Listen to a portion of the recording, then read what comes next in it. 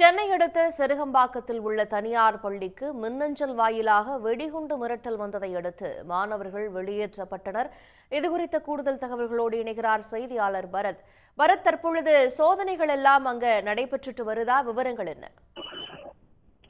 மாங்காடு அருகே கெருகம்பாக்கத்தில் உள்ளது இந்த தனியார் பள்ளி. ஏறக்குறைய 500க்கும் மேற்பட்ட மாணவர்கள் இந்த பள்ளியில் படித்து வருகிறார்கள். இந்த நிலையில் தற்போது இன்று காலை பள்ளிக்கு ஒரு மின்னஞ்சல் வந்திருக்கிறது. அதில் அந்த பள்ளி வளாகத்தில் வெடிகுண்டு வைத்ததாக அதில் கூறப்பட்டிருக்கிறது. இதனால் அதிர்ச்சி அடைந்த பள்ளி நிர்வாகம் உடனடியாக பள்ளி மாணவர்களை வெளியேற்றிருக்கிறது. அதே போன்று காவல்துறைக்கும் தகவல் தெரிவிக்கப்பட்டுள்ளது. முதல் கட்டமாக காவல்துறையும் தொடர்ந்து விசாரணை நடத்தி வருகிறார்கள். அங்கு சோதனையும் செய்து வருகிறார்கள். அதே போன்று பள்ளி நிர்வாகம் உடனடியாக பள்ளியில் உள்ள அனைத்து மாணவர்களும் வெளியேற்றிருக்கிறார்கள்.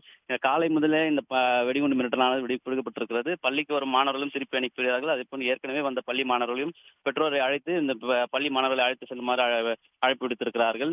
இந்த பள்ளிக்கு ஏற்கனவே கடந்த 1ஆம் தேதி வெடிகுண்டு மிரட்டல் விடுக்கப்பட்டது. அப்போது வெடிகுண்டு நிபுணர்கள் மற்றும் காவல்துறையினர் போன்ற காவல்துறை அதிகாரிகள் இங்கு சோதனை மேற்கொண்டார்கள். ஆனால் அதில் எந்த அசம்பாவிதம் இல்லாமல் எந்த விதமும் கண்டுபிடிக்கப்படவில்லை. இதைத் தொடர்ந்து தற்போது மீண்டும் இந்த வெடிகுண்டு மிரட்டல் வந்திருப்பது பெரும் பரபரப்பை ஏற்படுத்தியிருக்கிறது. கடந்த மாதம் ஏற்கனவே 10க்கும் மேற்பட்ட பள்ளிகளுக்கு வெடிகுண்டு மிரட்டலானது விடுக்கப்பட்டிருந்தது. அதுவும் போலியாக ஒரு மிரட்டலாக தான் பார்க்கப்பட்டது. தற்போதும் இந்த பள்ளியில் தற்போது இந்த வெடிகுண்டு மிரட்டல் விடுக்கப்பட்டிருக்கிறது.